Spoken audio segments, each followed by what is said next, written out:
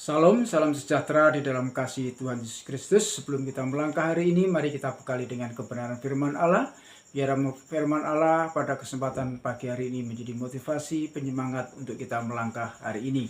Sebelumnya, mari kita berdoa. Segala puji dan syukur kembali kami naikkan kepada Bapa di surga. Terima kasih atas kesehatan, terima kasih atas kekuatan yang Tuhan beri bagi kami. Dan biarlah kesehatan kekuatan ini dapat kami lakukan, kami persembahkan sebagai persembahan yang benar di hadapan Allah, untuk kami melakukan hal-hal yang benar di hadapan Tuhan. Sebelum kami melangkah hari ini, kami ingin bekali dengan kebenaran firman-Mu. Kuduskan dan layakkan kami untuk kami menerima kebenaran firman Tuhan. Di dalam nama Tuhan Yesus Kristus kami naikkan syukur kami. Haleluya. Amin. Puji nama Tuhan, saudara kekasih di dalam Tuhan Yesus Kristus. Kita buka Alkitab kita di dalam Wahyu pasal 2 ayat yang keempat. Wahyu 2 ayat yang keempat berkata, demikian bunyi firman Tuhan. Namun demikian aku mencela engkau karena engkau telah meninggalkan kasih-Mu semula. Kebenaran firman Tuhan pada kesempatan kali ini kami berjudul Nama Baik yang Semu. Berbicara masalah nama baik, saudara kekasih dalam Tuhan, di dalam Amsal pasal yang ke-22 ayat yang pertama mengatakan bahwa nama baik lebih berharga daripada kekayaan besar. Nama baik lebih berharga daripada kekayaan besar. Sedangkan Pengkhotbah pasal 7 ayat yang pertama mengatakan, nama yang harum lebih baik daripada minyak yang mahal. Itu artinya saudara kekasih di dalam Tuhan, nama baik atau yang biasa kita sebut dengan reputasi adalah segala-galanya. Kita akan mengutamakan apapun yang akan ditempuh seseorang akan dilakukan demi sebuah nama baik. Walaupun terkadang nama baik itu bertentangan dengan kenyataan. Artinya nama baik itu terkadang dibuat orang sebagai pencitraan atau pura-pura saja. Sehingga saudara sekalian kasih Tuhan, sehingga orang mencari nama baik, orang ingin mendapatkan nama baik dengan cara apapun. Yang penting mereka mempunyai nama baik. Kalau nama baik mereka disalahgunakan, maka cenderung mereka akan marah. Cenderung mereka akan tersinggung. Atau bahkan bisa melakukan hal-hal yang tidak kita inginkan. Bahkan ada undang-undang yang mengatur tentang pencemaran nama baik. Oleh karena itu saudara kasih dalam Tuhan, ada apa dengan nama baik itu saudara sekalian? Kalau kita mempunyai nama baik, kita akan dihargai. Nama baik itu akan dihormati. Kalau mempunyai nama baik, akan disegani, disanjung, bahkan dipuji-puji. Banyak orang mencari sensasi dengan dihargai, dengan dihormati, disegani dan sebagainya. Maka banyak orang yang mempertahankan nama baik. Tetapi sebaliknya, saudara kekasih dalam Tuhan, kalau nama baik itu sudah pudar, maka orang itu akan mendapatkan cemoohan. Orang itu akan menjadikan dirinya direndahkan, tidak dihargai lagi, dan tidak akan disanjung-sanjung lagi. Karena nama baiknya menjadi pudar. Saudara kasih dalam Tuhan Yesus Kristus, ada suatu cerita. Ada seorang yang sangat ternama. Mereka dihargai di kampungnya, disegani, disanjung, dipuji. Setiap mereka datang pulang kampungnya, mereka selalu memberikan sedekah. Membangun jalan-jalan di kampungnya, membangun musola dan sebagainya, tempat-tempat ibadah. Mereka selalu membagi-bagikan uang, membagikan sembako. Mereka terkenal di kampungnya itu menjadi orang yang baik. Sehingga setiap mereka datang pulang kampungnya itu, mereka disanjung dan dipuji-puji. Suatu saat di kampungnya itu dihebohkan dengan suatu peristiwa meninggalnya sang orang baik ini, orang yang dihargai ini. Dia meninggal dunia. Meninggal dunia bukan karena sakit. Meninggal dunia bukan karena mereka mengalami suatu kecelakaan. Tetapi yang sangat mengherankan, mereka meninggal karena ditembak oleh polisi. Apa yang terjadi? Ternyata di luar sana, di luar daerahnya, pekerjaan orang yang dermawan ini, orang yang baik ini adalah seorang perampok. Maka saudara sekalian, seketika itu juga nama yang sudah mereka bina, yang dihargai, disanjung di kampungnya, sudah menjadi pudar. Saudara kekasih dalam Tuhan, pujian-pujian seperti inilah mungkin seringkali terjadi di dalam setiap kehidupan kita. Mungkin kita pernah melihat, mungkin kita pernah merasakan, kita selalu menyanjung orang-orang melebihi kapasitasnya. Oleh sebab itu saudara kasih dalam Tuhan, demikian juga terjadi kepada jemaat di Efesus. Kalau seorang di kampung tadi terkenal namanya secara duniawi karena mereka seorang perampok, tetapi jemaat Efesus dikenal karena dalam hal baik dalam segi rohani. Jemaat Efesus disanjung, dipuji karena sikap dan perbuatannya yang luar biasa.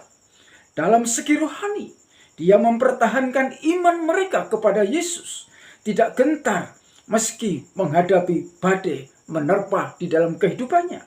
Mengapa? Karena jemaat Efesus mampu atau dapat mengatasi guru-guru palsu, ajaran-ajaran palsu, ajaran-ajaran sesat.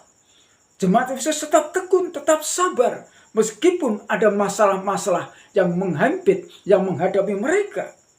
Mereka menghadapi orang-orang jahat, yaitu orang-orang atau nabi-nabi palsu yang notabene adalah seorang pendusta.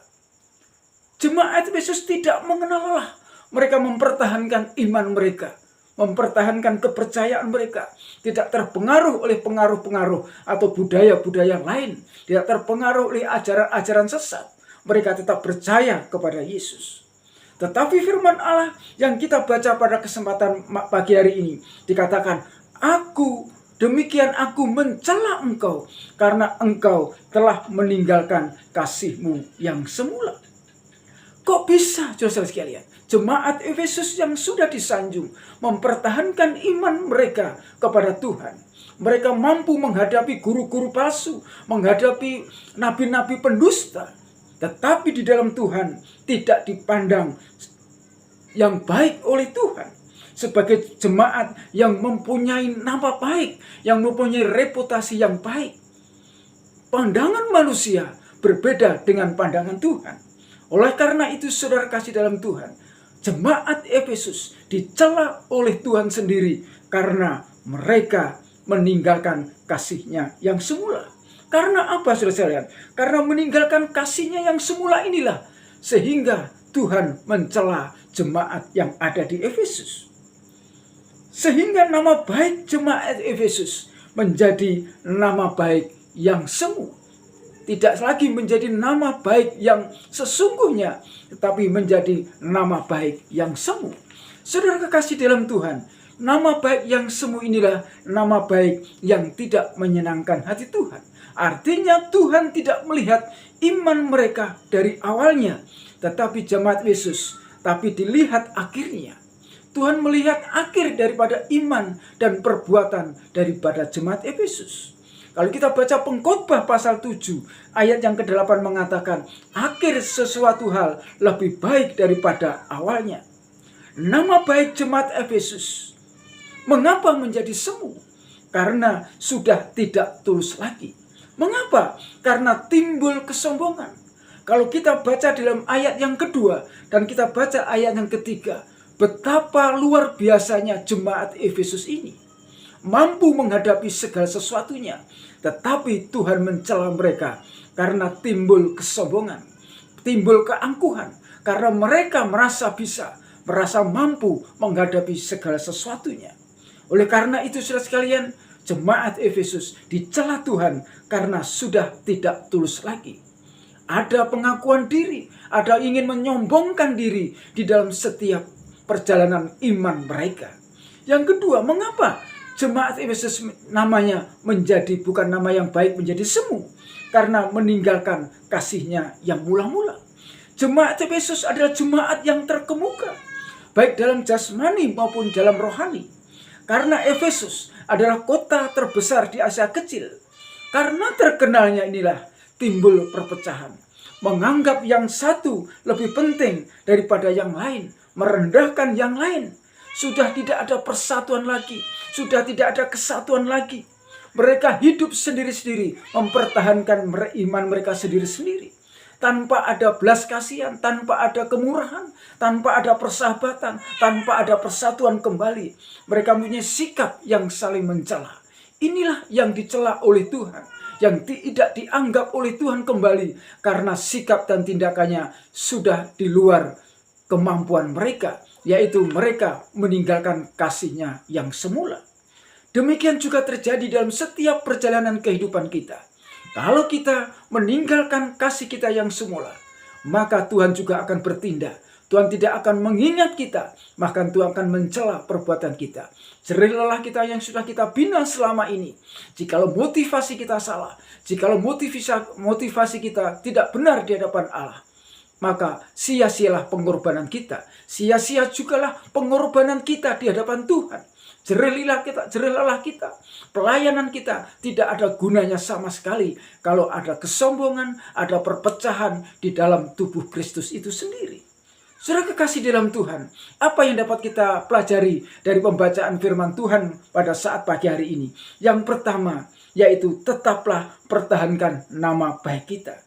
Jangan biarkan masalah, persoalan memudarkan iman, ketaatan, ketekunan kita kepada Injil Kristus. Yang kedua, apa yang dapat kita pelajari? Jadilah jemaat yang apa adanya, bukan ada apanya. Yang ketiga, apa yang dapat kita pelajari firman Allah?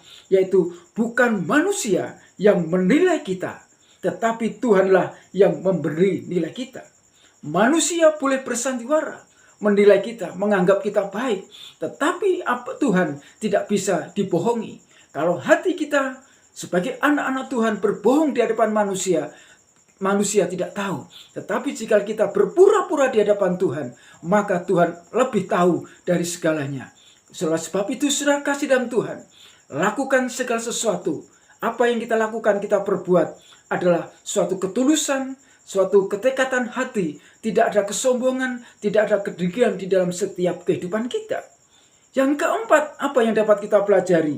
Kalau Tuhan tegur kita tentang kesalahan kita, tentang kekurangan kita. Ayat yang kelima mengatakan bahwa sebab itu ingatlah betapa dalamnya engkau telah jatuh. Bertobatlah dan lakukanlah lagi apa yang semula engkau lakukan. Jika tidak demikian, aku datang kepadamu dan aku akan mengambil kaki dianmu dari tempatnya jika engkau tidak bertobat. Artinya saudara sekalian, untuk mendapatkan citra, mendapatkan kasih karunia daripada Tuhan, Tuhan menyanjung di dalam kehidupan kita, Tuhan berkenan akan pelayanan kita, Tuhan berkenan akan ibadah kita, Tuhan berkenan akan sosial kita, maka kita akan bertobat. Pertobatan itu terjadi di dalam setiap kehidupan kita. Kita harus sadar dan bertobat karena Tuhan mengendaki ketulusan, Tuhan mengendaki ketaatan, Tuhan mengendaki kemurnian di dalam hati kita. Tuhan Yesus memberkati. Mari kita berdoa. Segala puji dan syukur kembali kami naikkan kepada Tuhan Bapa kami di surga. Terima kasih atas kebenaran firman-Mu pada pagi hari ini. Biarlah menguatkan hati kami untuk kami melangkah di sepanjang hari. Terima kasih Tuhan. Ampuni salah dan dosa kami. Ampuni setiap kekurangan dan kelemahan kami. Dalam nama Tuhan Yesus Kristus kami naikkan syukur kami. Haleluya. Amin. Selamat beraktivitas. Tuhan Yesus memberkati. Salam.